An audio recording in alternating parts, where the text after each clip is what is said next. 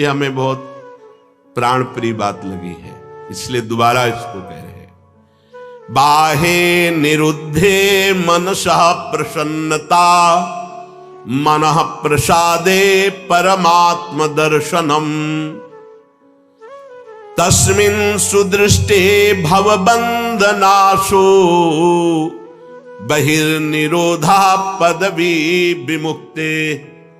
सैकड़ों बार कल से ये श्लोक बार बार चल रहा है। बाहे निरुद्धे मनसः प्रसन्नता। ये उपासक पकड़ क्यों नहीं पा रहा, पकड़ क्यों नहीं पा रहा? कितनी अमृतमयी बात है।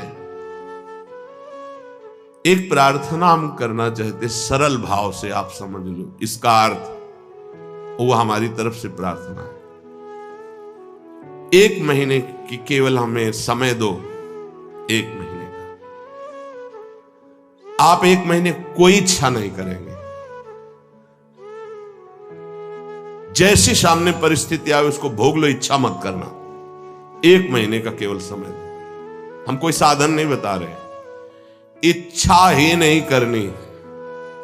जहां इच्छा निकले उसे निरुद्धे, रोक दो, बाहर जवान में ना आने पावे। खान पान देखना, सुनना, रहना, भोगना, व्यवस्था 1 महीने में मर थोड़ी जाओगे। 1 महीने का हम कोई संकल्प नहीं दे रहे, कोई कसम नहीं खवा रहे, प्रार्थना कर रहे हैं कि आज से 1 महीने हम कोई भी इच्छा व्यक्त नहीं करेंगे, न सद न असद, कोई भी इच्छा नहीं व्यक्त करेंगे। हृदय में आएगी तो वाहे निरुद्धे, वहीं रोक देंगे। बाहर की इच्छा बाहर, अंदर की इच्छा अंदर, व्यक्त नहीं करेंगे। बताओ, ये अपने घर का सत्संग होता है, ये केवल प्रवचन नहीं है, ये जीवन सुधार है और भगवत प्राप्ति के लिए है। 1 महीने की बात मांग रहे हैं। गृहस्थी में अगर ना कर पावे तो राधे राधे रटे, राधा राधा। लेकिन विरक्त जनों से प्रार्थना 1 महीने केवल 30 दिन। जबान से आपकी इच्छा व्यक्त नहीं होनी चाहिए, 1 महीने बस। आप देखो कैसा आपको लगता है। जलन होगी पहले, वो बार बार व्यक्त नहीं करना, 1 महीने व्यक्त नहीं करना। परिपक्व अवस्था के प्राप्त महापुरुषों के हृदय में इच्छा ही नहीं प्रकट होती। जाहि न चाहिए कबहू कछु, तुम सन सहज सने, बसहु निरंतरता सुर, सोराउर निज गे। 1 महीने, ये तो आजीवन की बात होती है महापुरुषों की। महाराज ये रख लो, कभी आपके काम में आएगा, कभी आपको जरूरत पड़ेगी, कभी आपको चाहिए ना। भैया नहीं, हम जरूरत मिटाने के लिए, चाह मिटाने के लिए, काम मिटाने के लिए आए हैं, बढ़ाने के लिए नहीं। आप रखो, जब जरूरत होगी मेरा मालिक उस समय दे देगा। कभी आप तो उस समय जो अभी दे रहा है वो उस समय नहीं है क्या? हमारे लिए नई सृष्टि रच देगा। जो सृष्टि में नहीं होगा वो भी वो रच देगा, विश्वास करो। 1 महीने अभ्यास करके देखो, देखेंगे आप लोग, देख लो। इच्छा को होगी, इच्छा, हम ये नहीं कह रहे कि इच्छा नहीं होनी चाहिए, इच्छा होगी पर आप व्यक्त नहीं करोगे। 1 महीने खेल खेल के देखो, गेम है। जीवन मुक्त महापुरुष की स्थिति होती है। देखो एक आपको कथा सुनाते हैं। श्रीमन माधवेंद्रपुरी जी महाराज बहुत बड़े महाभागवत हुए हैं, चैतन्य महाप्रभु के चरित्र में आते हैं।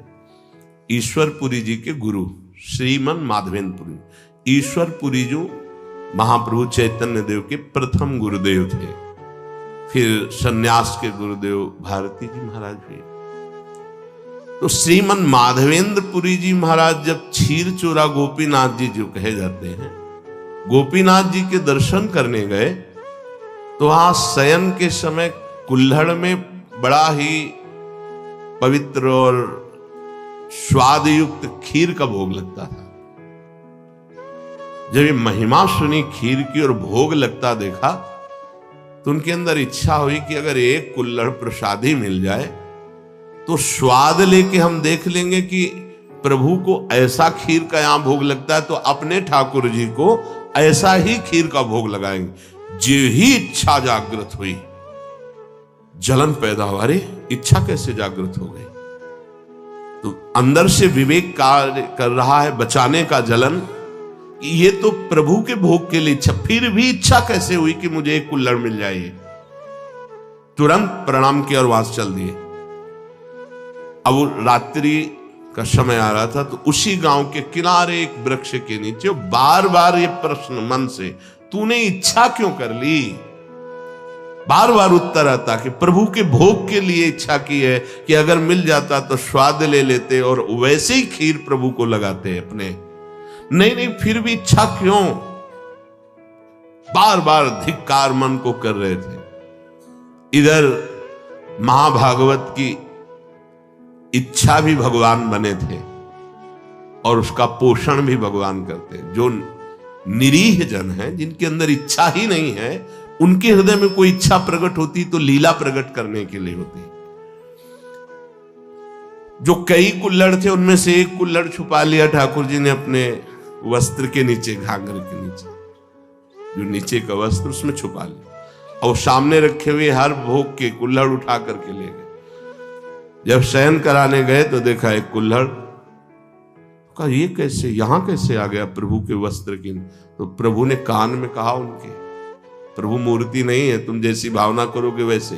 राधा वल्लभ लाल जी, बिहारी जी सब बात करते हैं, ये किसी मूर्तिकार की रचना नहीं है। हाँ, एक बार मोहनचंद महाप्रभु का चरण छू गया श्री जी के भोग के कटोरे में, तो एक चपत मारी हितजू महाराज ने। प्रभु के पात्र में चरण कैसे छू गया? तो जो राधा वल्लभ लाल जी की सेवा के लिए गए तो कपोल में ऐसे अंगुली बनी, बोले जय जय। तो उनका बालक थे ना, तो जो आपने वो मेरे लगे। बात करते महाप्रभु आचार्य से, बंचंद महाप्रभु जी से, सेवक जी से और प्रेमी जनों से, जो चित्त को बेच दिए हैं प्रभु को, उनसे बात करते हैं। कान में प्रभु अपने सेवक से कही कि मैंने चुराया है श्रीमन माधवेंद्रपुरी जी के लिए, और गांव के बाहर अमुक वृक्ष के नीचे बैठे, ये वहां पहुंचाओ तत्काल। तो बैठे हुए भगवत स्मरण करते हुए बीच बीच में धिक्कार दे रही थी। इच्छा कैसे जागृत हुई? श्रीमन माधवेंद्रपुरी किसका नाम है? उनका जी दास का नाम है। ये गोपीनाथ प्रभु ने आपके लिए खीर का कुल्हड़, हाँ ऐसे नहीं, बड़ी अद्भुत लीला की, भोग लगाया तो एक कुल्हड़ चुरा लिया आपके लिए, और जब शयन कराने गए तब आदेश किया तो लाए। उस दिन से प्रभु का नाम क्षीर चोरा गोपीनाथ हो गया। वो तो चले गए दे के, रात भर रोते रहे प्रभु, खीर तो पाई ही, कुल्हड़ भी पा गए, और उसको जो थोड़ा कुल्हड़ का हिस्सा बांध लिया, रोज प्रसादी रूप से थोड़ा कुल्हड़ पा लिया। कितना आप विचार करो, इस कोटि के जो महामहिम है, वो भगवत संबंधी इच्छा में इतना क्लेशित हो गए। हम तो स्वयं भोग की इच्छा रखते हैं। हम कौन से साधक हैं, कौन से महात्मा हैं, किस मार्ग के पथिक? जब सिद्धांत को समझो, यहां इच्छाओं का तो जाल लगा हुआ है, और परमार्थ का स्वरूप क्या है? बाहे निरुद्धे, बाह्य रोक दोष। इच्छा को कोई भी इच्छा हृदय में अपना स्थान न बनाने पावे। मनसः प्रसन्नता, तो आपके मन में अखंड प्रसन्नता जागृत होगी। और मनः प्रसादे परमात्म दर्शनम, जब हम बाह्य विषयों का सेवन करते हैं तो मन खिन्न रहता है, नवीन नवीन विषय भोगने के लिए मन में जलन होती, वही विषयों की तरफ आकर्षित करता है, फिर वही जलाता है, वही संकल्प विकल्प कराता है, थोड़ी देर जलाने के बाद फिर उसी भोग की लालसा करता है। बड़ा बाहे निरुद्धे, रोक दो उसको। देखो इसमें विवेक बल काम करता है। अगर आप सत्संग सुन रहे हैं, शास्त्र स्वाध्याय करते हैं, नाम जप करते हैं, सेवा करते हैं संतों की, ठाकुर जी की, तो आपका विवेक प्रबल हो जाएगा, वो रोक देगा। कितना आनंद! कल से इस श्लोक का चिंतन चल रहा है। इतना कोई इच्छा ही नहीं करनी भाई। ये गृहस्थ जन जो बहुत सी कामनाओं में रत हैं वो ये नहीं समझ पाएंगे, लेकिन हम विरक्त जनों से प्रार्थना करते हैं, यदि आप कोई इच्छा नहीं करेंगे तो आप बहुत जल्दी जीवन मुक्त हो जाएंगे। इच्छा ही आपके स्वरूप को ढके हुए है, इच्छा ही आपका बंधन है, और निरीह इच्छा रहित ही जीवन मुक्त अवस्था है। 1 महीने का अभ्यास करके देखो। अच्छा, 1 महीना बहुत ज्यादा लग रहा हो कि पता नहीं चूक ना हो जाए तो 15 दिन का कर लो। 15 दिन बहुत ज्यादा लग रहा हो तो कोई 1 हफ्ते का कर लो। और गृहस्थ जनों को ज्यादा लग रहा हो तो 1 दिन का करके देख लो कि सुबह से लेकर के शयन तक आज कोई इच्छा नहीं हम करेंगे। अगर इच्छा होगी भी तो व्यक्त नहीं करेंगे। 1 दिन करो। विरक्त के लिए 1 महीना, नए साधक के लिए 15 दिन, बहुत नए साधक के लिए 1 हफ्ता, गृहस्थ के लिए 1 दिन और 1 हफ्ता। देखो ना करके क्या बिगड़ जाएगा। आज सुबह से शाम तक कोई इच्छा प्रकट नहीं करेंगे। हृदय में होगी तो उसको वहीं दबा देंगे, वाणी से नहीं बोलेंगे। देख लो। परमहंस श्री ओंकारानंद सरस्वती जी घर में भिक्षा पाने जब आए तो बच्चे ही थे। किसी कारण से मैया भूल गई नमक डालना सब्जी में। वो पा के गए, पिताश्री आए पाने, जे ही अरे सब्जी में तो नमक, अरे भूल गई, क्योंकि छोटे छोटे बच्चों के भूल गई। वो गए, कहा स्वामी जी सब्जी कैसी बनी थी? बोले नारायण नारायण, बहुत सुंदर, परम सात्विक बनी। नहीं स्वामी जी उसमें तो नमक था ही नहीं। अरे बेटा, प्राणों का पोषण करना ये नमक है कि नहीं, ये आप गृहस्थ लोग देखते हो। हमें तो जो प्राणों के पोषण के लिए मिला तो नारायण नारायण नारायण नहीं बचा उसमें, बिल्कुल कहीं कोई स्वाद दृष्टि इच्छा ही। 1 दिन करके देखो गृहस्थी, और 1 महीने अच्छे साधक, ये जीवन की धारा बदल जाएगी। जीवन की धारा, आप विरक्त हैं, आपके लिए कोई कर्तव्य नहीं, जीवन की धारा बदल जाएगी।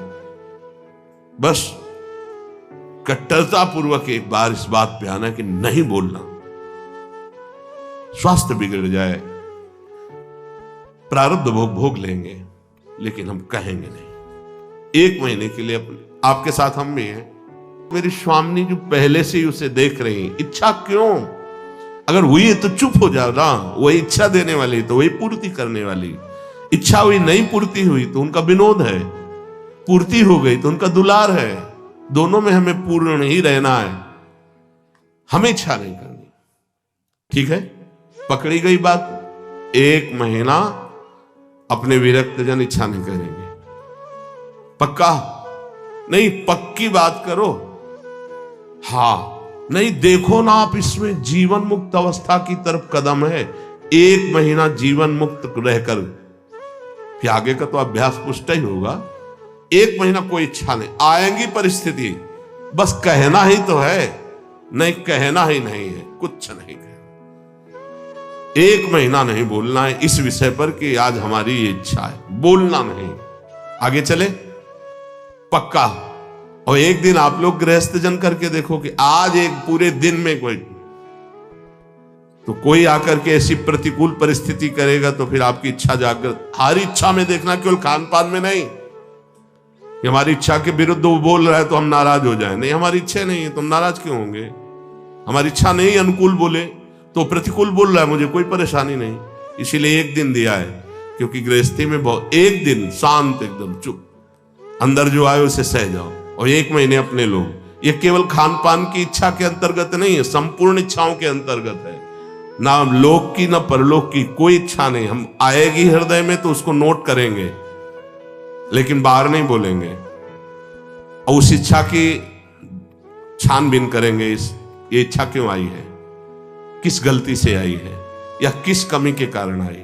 एक बार पूज्य श्री राधा बाबा भाई जी से कहा कि मिठाई की इच्छा हो जाती है, मीठा देखते ही अधिक पा लेते हैं, क्या अभी ब्रह्मबोध नहीं हुआ, क्या मेरे बोध में कमी रह गई। भाई जी ने कहा नहीं। तो उनका फिर इच्छा क्यों, उनका शरीर में कमी है आपके जिस पदार्थ की, उस शरीर मांगेगा, उसको दे देना है। आप कहीं लेने तो जाते नहीं, यदि आ जाता है सामने तो आप उसे पा लेते हैं। तो इस शरीर की आवश्यकता ना कि आपकी आवश्यकता है। बोले हाँ, बहुत दिन से प्रश्न चल रहा था कि मीठा देखते ही और मीठा पाने में उधर ही अधिक प्रियता है, तो इसका मतलब इच्छा हमारी है। तो उनका नहीं, आपकी नहीं, शरीर की आवश्यकता है, ऐसा वहां उत्तर दिया। पर अपने को 1 महीना शरीर की आवश्यकता भी होगी तो नहीं मांगेंगे, जो जैसी व्यवस्था उसमें शांत, इच्छा नहीं करेंगे। बाहे निरुद्धे मनसः प्रसन्नता, बड़ी मन में प्रसन्नता होगी। ये जो प्रसन्नता है भगवत प्राप्ति कराने वाली होगी। हमारी प्रसन्नता को क्षीण करती रहती इच्छा, इच्छा ही बंधन है और निरीक्षा ही मोक्ष पदवी है। कोई इच्छा नहीं, चाह मिटी चिंता मिटी मनुआ बेपरवाह, जिनको कछु न चाहिए वो साहन के साह। 1 महीना का अनुष्ठान है, लोग कहते हैं ना कि ये फलाहार का अनुष्ठान, इसका अनुष्ठान, 1 महीना का अनुष्ठान इच्छा नहीं करेंगे। जो हमारी दिनचर्या वो चल रही है, कोई इच्छा नहीं। हमें परिक्रमा लगाने जाना इच्छा हुई, हम इसे भी रोक, न सत ना सत। अगर प्रभु की इच्छा है तो गुरुदेव से बुलवा देंगे, जाओ परिक्रमा लगा के आओ। आज से 1 महीने तक कोई भी इच्छा, सत या असत, किसी भी इच्छा को हम बाहर व्यक्त नहीं करेंगे। जो दिनचर्या बना दी गई वो इच्छा नहीं है, वो कर्तव्य पालन है, उस पे चलेंगे। स्वयं से कोई इच्छा होगी उसे दबा देंगे 1 महीने के लिए, फिर देखते हैं कैसा लगेगा। 1 महीना, आज तारीख कौन है, कौन 17 तारीख को बात करेंगे फिर सत्संग में कि क्या स्थिति है आपकी। 1 महीना ईमानदारी से देखना, बोलना मत, चूक नहीं होनी चाहिए। 1 महीना कोई बहुत ज्यादा नहीं, पूरे जीवन में इसी स्थिति को लाना है। जहां हमारी इच्छा रुकी, खास बात है, बहुत बड़ी बात है, मनः प्रसन्नता, मन प्रसन्न होने लगता है। और कह रहे मनः प्रसादे परमात्म दर्शनम, जहां मन निष्काम हुआ, कोई इच्छा नहीं, और अखंड प्रसन्नता जागृत होती है इच्छा रहित होने पर। हम लोगों को कैसा माया फंसाए है कि हम सुखी होना चाहते हैं इच्छा करके, हमारी इच्छाओं की पूर्ति हो जाए तो हम सुखी हो जाएं। शास्त्र क्या कह रहा है, इच्छाओं का नाश, मन की अखंड प्रसन्नता, और मनः प्रसादे, जब मन प्रसन्न होता है उसी स्थिति में भगवत साक्षात्कार होता है। अखंड प्रसन्नता जागृत हुई, उसी प्रसन्नता में तत्व बोध होता है। मनः प्रसादे परमात्म दर्शनम, तस्मिन् सुदृष्टे भवबंधनासो, बहिर्निरोधः पदवी विमुक्ति। जिस समय उपासक अखंड प्रसन्न हुआ, परमात्म साक्षात्कार होता है, तो उसकी दृष्टि बदल जाती है, ब्रह्म दृष्टि। सर्वम खलमिदम ब्रह्म, उस सब जगह ब्रह्म का दर्शन, भगवत दर्शन करता है। यही संसार बंधन का नाश हो जाता है, यही परम पद है, उस परम पद में आरूढ़ हो जाता है। कोई इच्छा नहीं, कोई चाह नहीं, ये जीवन गुरुदेव को समर्पित, प्रभु को समर्पित, जैसे चलावें, स्वयं निरंतर भगवदाकार दृष्टि, परमात्म दर्शन, परमानंद का अनुभव, दुख का लेश नहीं। अब निरोध करने की वृत्ति कैसे हम रोक पावे, तो बोले योगस्य प्रथमम द्वारम वांग निरोधो अपरिग्रह।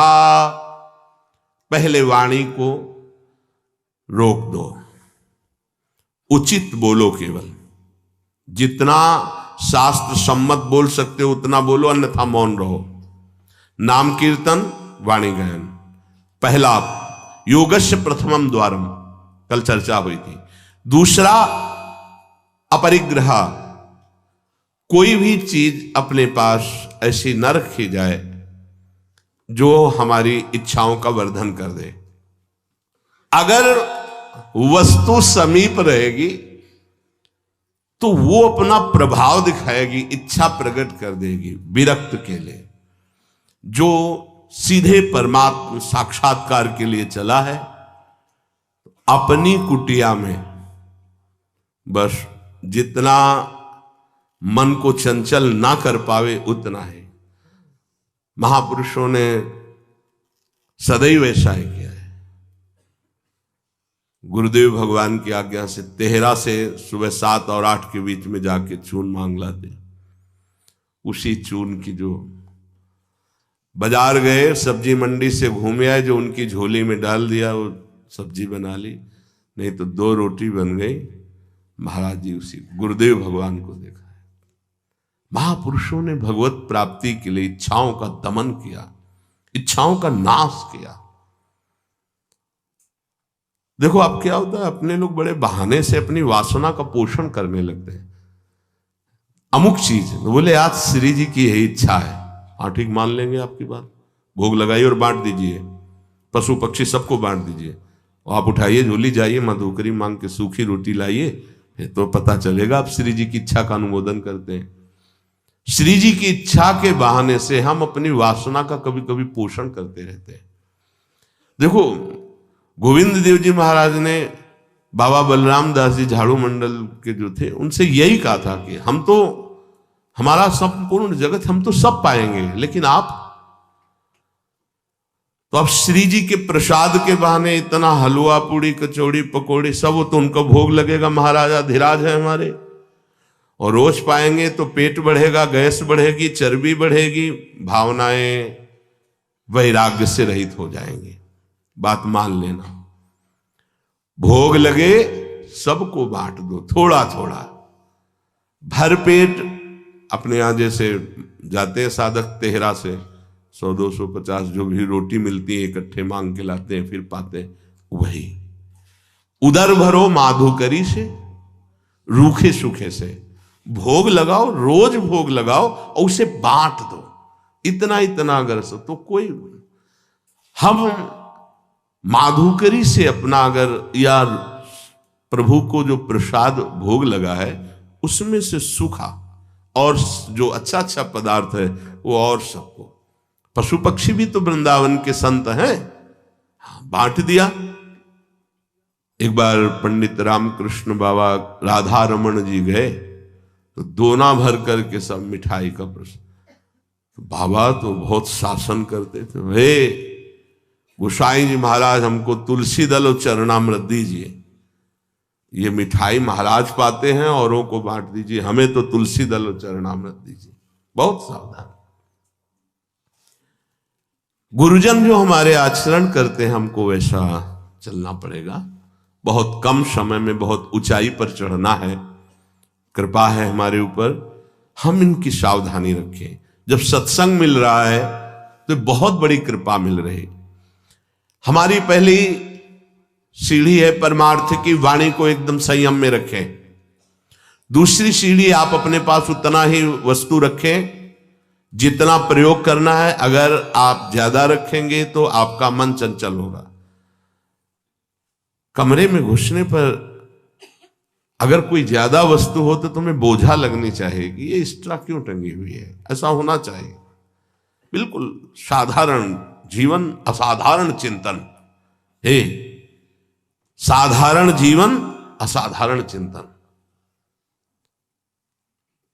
कमरे में आप अगर चले जाएंगे जिस कुटिया में श्री जी इस शरीर को रख रहे हैं, राधा राधा राधा राधा राधा राधा राधा, ये जितने राधा नाम मिलते हैं ना सब दीवार, ये प्रसादी ये प्रसादी ये प्रसादी, ये ग्रंथ ये ग्रंथ, ये छवि बस, और आपको दूसरी वस्तु कमरे में नहीं मिली। जिधर डालो तो बस राधा राधा राधा राधा राधा। नाम है, रूप है, नाम रूप को प्रकाशित करने वाली वाणी है, जो दिनचर्या, ये केवल उपदेश ही आपको नहीं दे रहे। शरीर रोगी होने के कारण कुछ सुविधाओं को स्वीकार किया गया है, वो हमारा जीवन नहीं है, वो हमारा लक्ष्य नहीं है।